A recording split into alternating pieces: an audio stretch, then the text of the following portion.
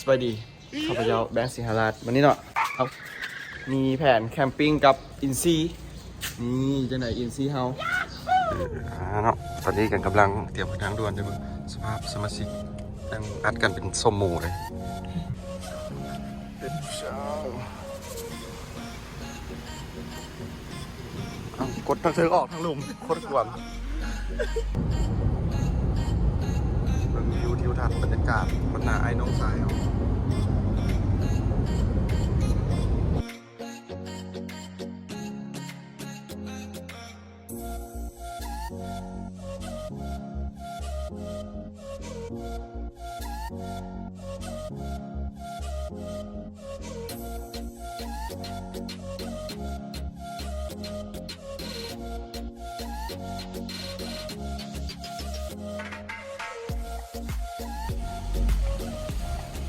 ปลาดีเลยเนาะปลาแบบปลาเลยนะ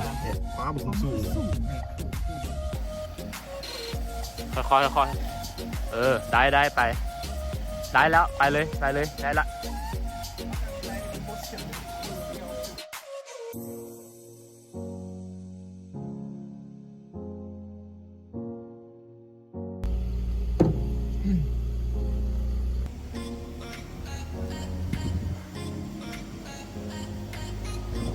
นั่งหลังกระบะเลย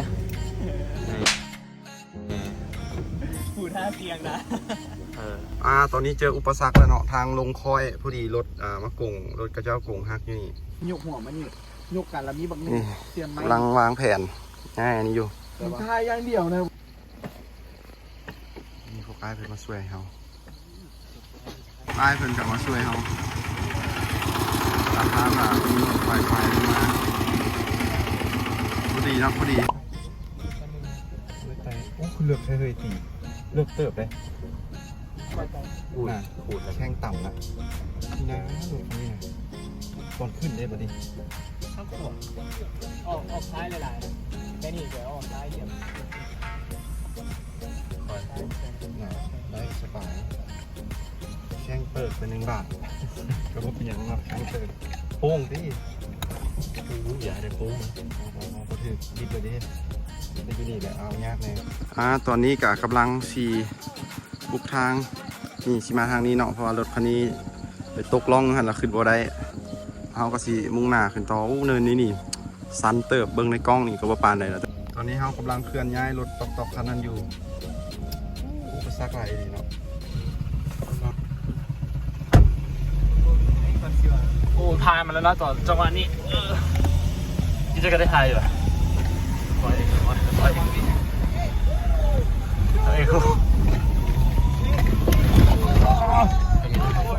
ฟักทายมาได้ไงวะทางโคตรโหดไปต่อ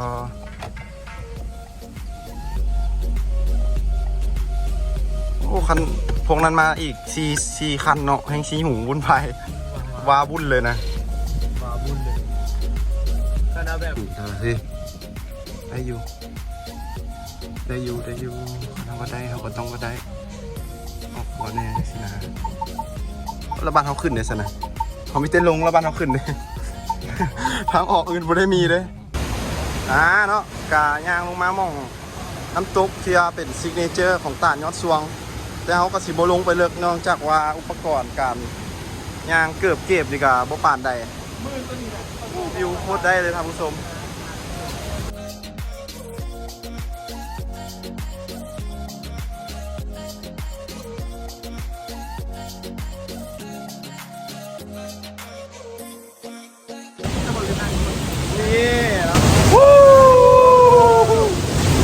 ฮอตแล้วเนาะตาดตัวนี้เป็นภาคส่วนของตาดยอดสวงตัวนี้สิมานั่งชิวป้าขี้เหงื่อขึ้นหลายเท่าไหร่จังหวะนี้ก็กำลังกางเต้นประมาณกางเต้นหรอกางโต๊ะกางตั้งให้กินอยู่เบิ่งว่าเมนูนี้มีอย่างแน่ก็งามอีหลีเนาะแต่ว่าเสียแต่ขี้เหงื่อหลายแหงคันมากับพากันเก็บขี้เหงื่ออย่าทิ่มขี้เหงื่อซายๆเนาะอันนี้เขากะคุณนะก็ช่วยกันเก็บเนี่ยอยากว่าเปื้อนแหงละแต่โดยรวมกับธรรมชาติสวยงามอากาศเย็นมื้อนี้แดดบ่มีพอดีเลยเมนูง่ายๆนะมื้อนี้นะมีเป็นต้มเมียไว้ใส่ไข่ใส่ผัก อันนี้กำลังด่างไฟ เตรียมปิ้งลูกซีนเนาะตามนี่แหละสไตล์ง่ายๆกินข้าวปลา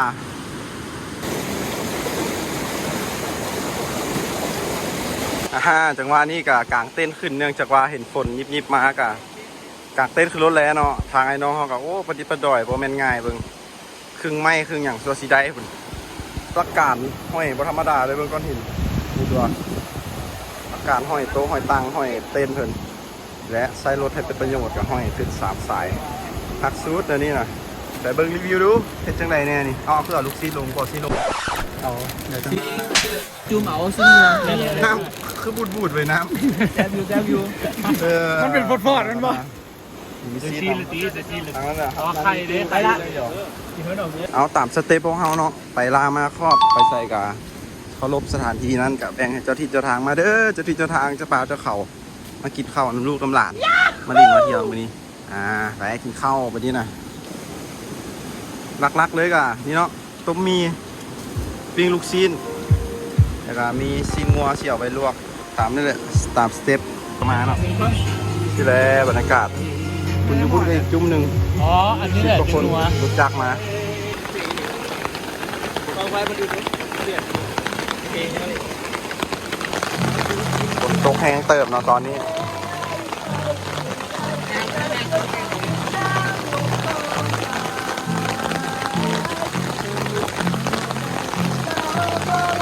ก็สิเตรียมเมียนเครื่องเมือแล้วเพราะว่าฝนเริ่มแห้งแล้วเนาะตอนนี้ก็กำลังโอ้หนีแล้วเนาะฝนตกแห้งมาแล้วสวัสดีมาถ่ายคลิปอยู่ YouTube ก็ต้องเฮ็ดเนาะฝนตกเปียกเนาะเอาประมาณนี้มันเจ็บๆก่อนคือเอามาได้ที่ละสวัสดีโอ้ตอนนี้ก็หนีออกมาเนาะเนื่องจากว่าฝนตกแห้งก็หนีเลยเนาะบ่ไหวแล้วเฮามันคนจังไดบุฝุ่นเขาก็ยังอยู่ฝุ่นเต็มแต่ก็เมื่อแล้วเฮาบ๊ายบายเจอกันสวยงาม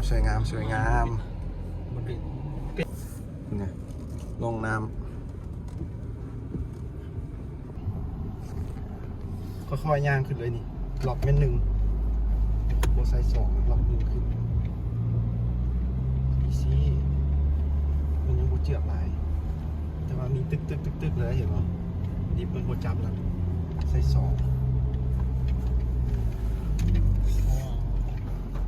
มีนี่เต็มไปลงหนึ่งก่อนลงหนึ่งขึ้น2มีโบจับคอเห็นป่ะไอ้ตัวหนึ่งเลยหนึ่งยาวไซส์2ไปแบบนิ่มๆเนาะนั่นธรรมดาตัวนี้พี่สุดจัดนะก็มองโอ้เอกปะคือเงียงทันละเฮ้ยเอาดีเด้ออ๋อโคตรสูงโคตรเที่ยอ๋อโคตรเที่ยเลยยกโลเลยนะ